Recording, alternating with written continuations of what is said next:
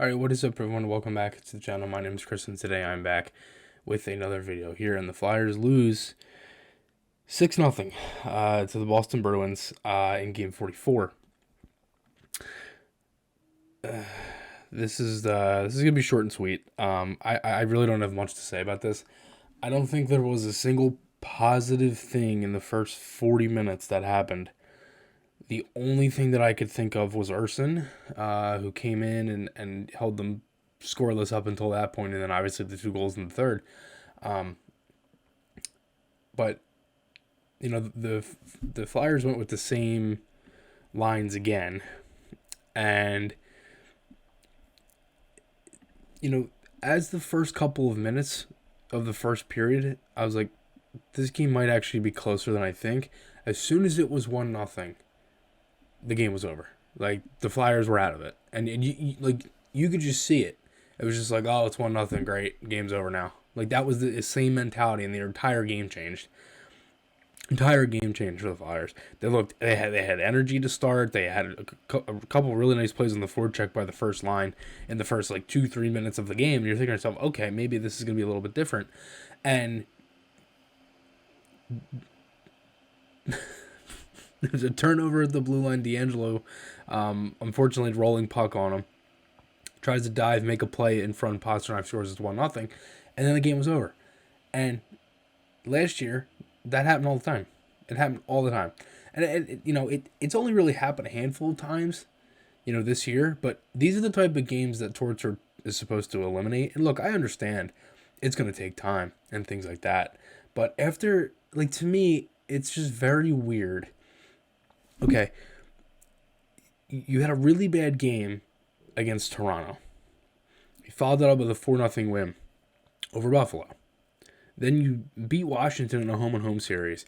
My thing going into this game is, why isn't the entire mindset to be, well, we just did it against Washington, why can't we do it today?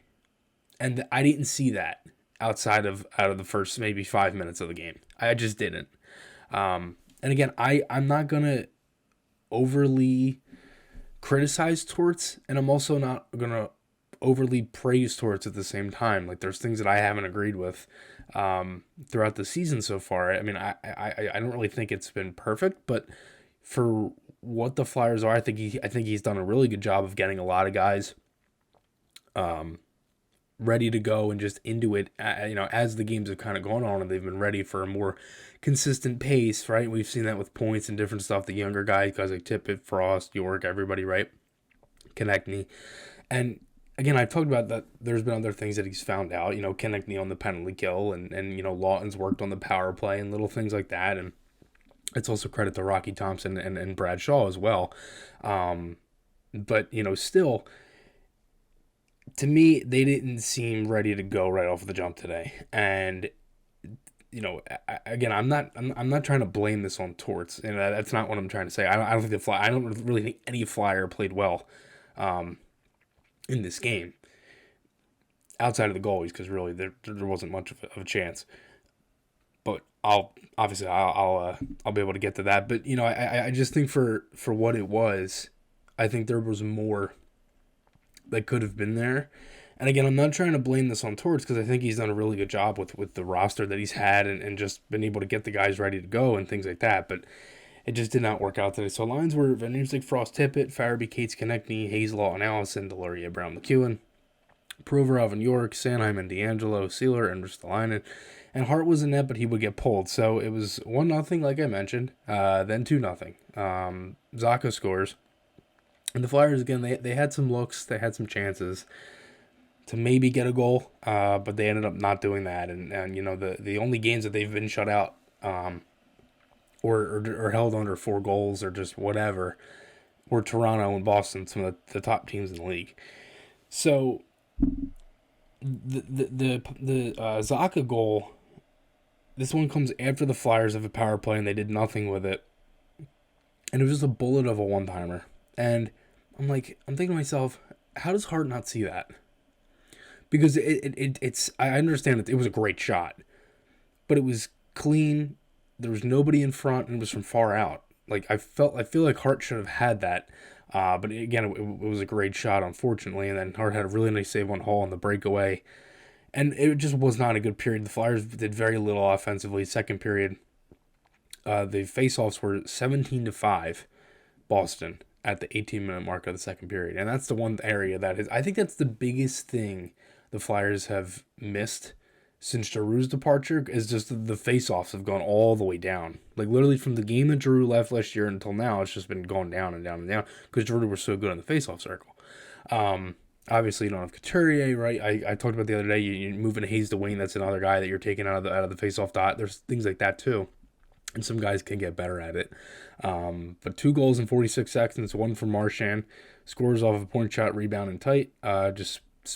Literally just spins off Provorov. 4-0. Krejci scores off the rush. Urson comes in. Again, the Flyers, Torch tried to do a switch with the lines. Hayes was with Konechny and Cates. Farabee would kind of interchange with that, and same with Frost. JVR was with Allison and Lawton, and they kind of would do some switches. Their fourth line stayed the same, but Tippett would kind of switch in and out. Like they basically kept the same centers together and just would rotate the wings. Like Frost visibly frustrated on the bench. Same with Konechny. Then there's 4-on-4. Urson came in and he made some good saves. Unfortunately, to start the third period, 5-0. Pasternak scored just a bullet. It was failed clear. Greer ended up hitting D'Angelo. Looked like Tony got kind of banged up with his shoulder a little bit. Then Delorier fought Greer. He didn't fight him before on the play where he ran over Hart. He tried to, and then Greer ran off the ice. Literally, his gloves were down, and he played like 30 seconds, 15, 20 seconds, whatever it was, with just one glove on. And then Grizzly would score on the 4-on-4. The Flyers had the power play late. Frost was high stick for 4 minutes, so it was like 6 minutes in total, basically, on the power play. A little, obviously, a little bit of 5-on-3 in there as well. They don't score. They had some looks, nothing really too crazy, and the Bruins have one of the best penalty kills in the league. Just not a good effort. And the only good thing about this is you play tomorrow, you're at home, and you're against a team that you just beat a couple weeks ago, 4-1, and you handled them pretty well in the Anaheim Ducks. So that would be the thing. I don't know if Torts will keep the lines. I would, because it's worked before. It didn't work today. I would just keep it and see where it goes. If not, he'll probably go with something a little bit different than or a little bit similar to what it was in the later parts of the second period with Hayes, with TK and Cates, and obviously he'll make some other changes because a lot of the wingers rotated, right? So I think I would keep the same lines, but it wouldn't shock me if there was a change because they've kind of had the same ones for a couple weeks now. So we'll see what happens. Let me know your guys' thoughts below. Remember to hit that subscribe button down below. Thanks everybody so much for watching. Check out the podcast coming soon. That is January 27th, Friday, 8 p.m. Here on YouTube. Craig Berube, current St. Louis Blues coach and former Flyer, and Nick McElwain from 93.3 WMMR will be joining me. Going to be really fun. Can't wait for that one. Thanks everybody so much, and I'll talk to you all again soon.